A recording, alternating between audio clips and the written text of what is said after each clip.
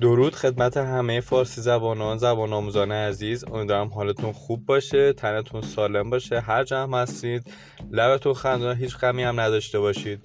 خوش اومدید به کانال خودتون، کانال لنگویج فنز. امیدوارم که 3 درس قبل رو خیلی خوب یاد گرفته باشید. به سراغ درس 4 میریم و فراموش نکنید کانال خودتون سابسکرایب کنید، حمایت کنید از کانال خودتون، زنگوله کنارش هم بزنید. بی وقت میریم برای شروع این درس.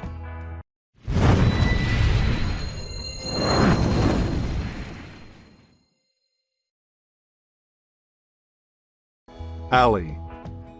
An alley is a narrow road between houses or buildings.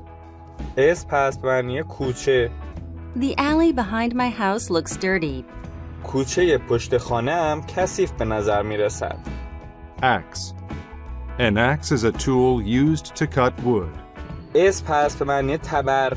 She used an axe to cut some wood for the fire. او از یک تبر استفاده کرد تا مقداری چوب برای آتش قطع کند. Bunch. A bunch is a group of the same things. اس پس به معنی خوشه، دسته. She was hungry, so she ate the entire bunch of grapes. او گرسنه بود، به همین خاطر تمام خوشه‌های انگور را خورد. Chore. A chore is an unpleasant job that must be done. اس پس به معنی کار روزمره، تکلیف. It's Nikki's chore to do the dishes every Tuesday and Wednesday night. این کار روزمره نیکیه که هر 3 شنبه و 4 شنبه شب ظرف‌ها را بشوره. Decent. A decent person or thing is okay or good enough. صفت هست به معنی آراسته، مناسب. Eric did a decent job painting the fence. اریک کار خوبی کرد که نرده‌ها را رنگ کرد. Disgraceful. Disgraceful behavior is behavior that is very bad. به معنی شرم‌آور، ننگین. This is a disgraceful waste of money. این یک هدر دادن پول شرم‌آور است. Elbow. The elbow is the middle part of an arm, where it bends. اس پس به معنی آرنج. She pointed to her elbow to show me where she hurt herself. او به آرنجش اشاره کرد تا به من نشون بده کجاش آسیب دیده. Grateful. A grateful person feels thankful about something. صفت هست به معنی ممنون، سپاسگزار، متشکر. The girls were grateful for the chance to visit their grandfather.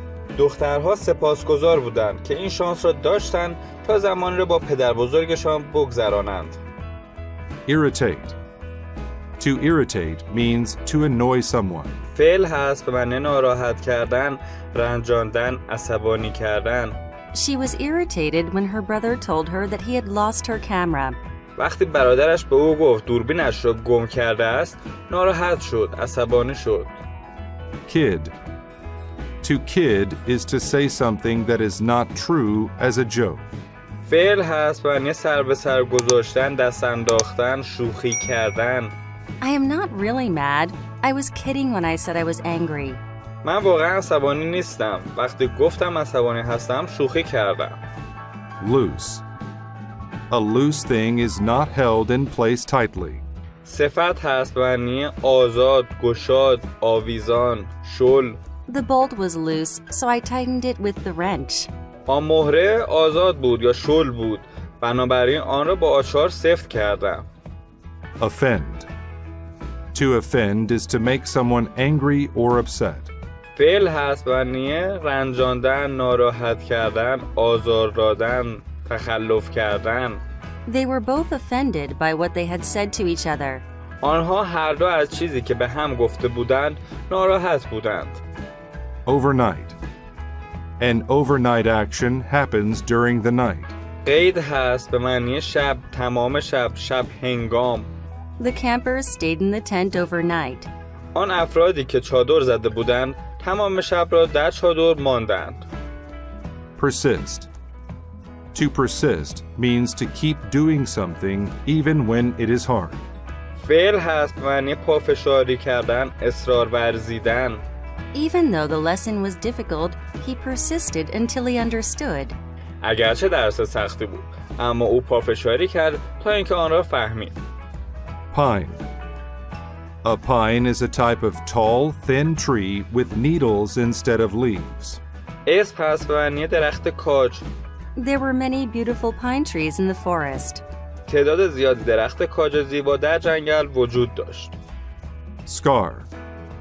A scar is a mark on the skin after a wound heals. اس پس به معنی اثر زخم، جای زخم.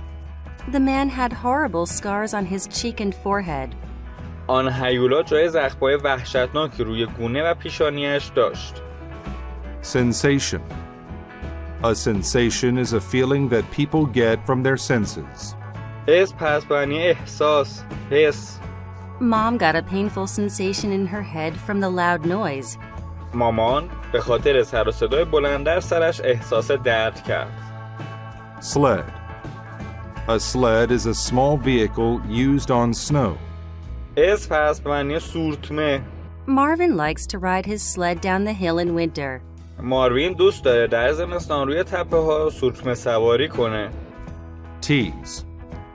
To tease means to laugh at or make fun of someone. فعل هست به معنی شوخی کردن، دست انداختن، سر به سر گذاشتن، اذیت کردن. Jake teased Charlie because he was the new student. جیک سر به سر چارلی گذاشت چون او دانش آموز جدید بود. Valentine. A valentine is someone loved or admired with great affection. اس پس در اینجا به معنی معشوقه، محبوبه، دلارام. در اینجا معنی ولنتاین نیست. Harry wanted Molly to be his Valentine. هری میخواست مولی محبوب دلارام او باشه، معشوقه او باشه.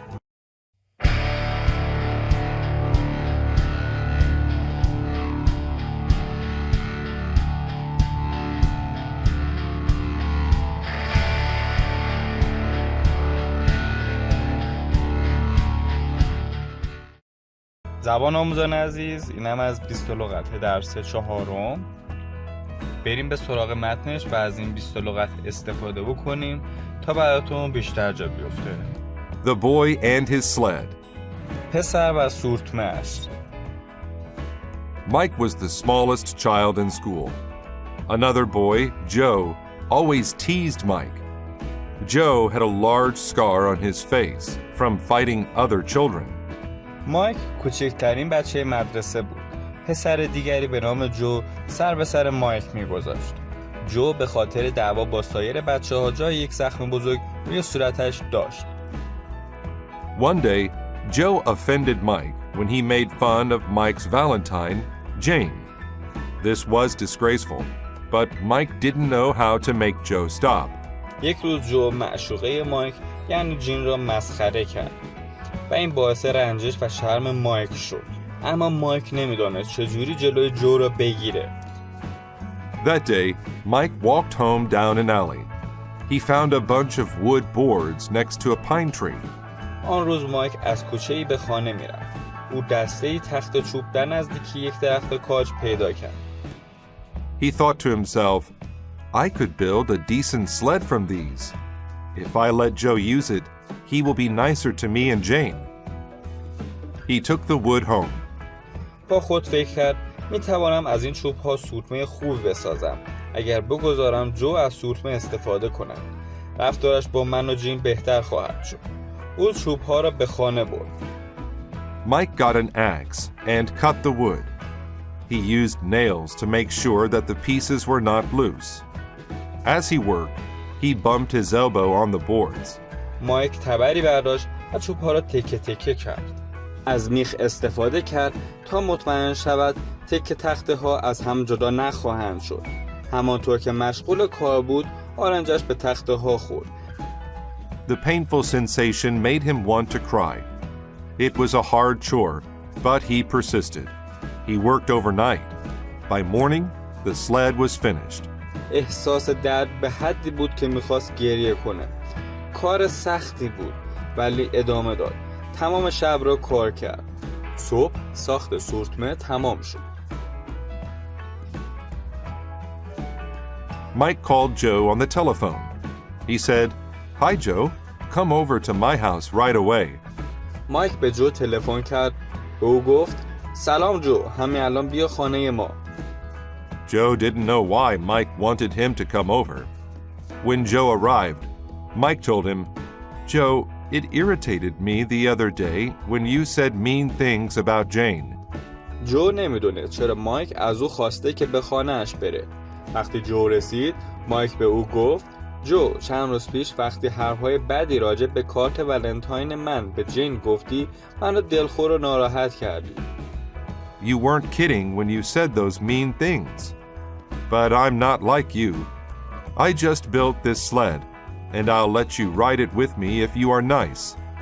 تو موقعی که آن حرفهای ناجور را میزدی شوخی نمی کردی. اما من مثل تو نیستم. همین الان این سورتمه را ساختم و میخواهم اجازه بدهم که با من سوار آن شوی. اگر پسر خوبی شدی. They became friends, and Joe was grateful that Mike was so nice to him. He learned that it is more fun to be nice than to be mean. آنها با هم دوست شدند و جو به خاطر اینکه مایک آنقدر به او محبت کرد از او تشکر کرد. او یاد گرفت که خوب بودن خیلی بهتر از شرور بدجنس بودن است. دوستان عزیز، این هم از درس 4. امیدوارم که 20 لغت رو خوب یاد گرفته باشید و بهترین ها رو براتون آرزو دارم و همینطوری در حال پیشرفت و یادگیری باشید. فراموش نکنید کانال خودتون رو سابسکرایب کنید، حمایت کنید از کانال خودتون، زنگوله کنارش هم بزنید. تا درس بعدی و درس 5 شما رو به خدا میسپارم. خدا نگهدارتون.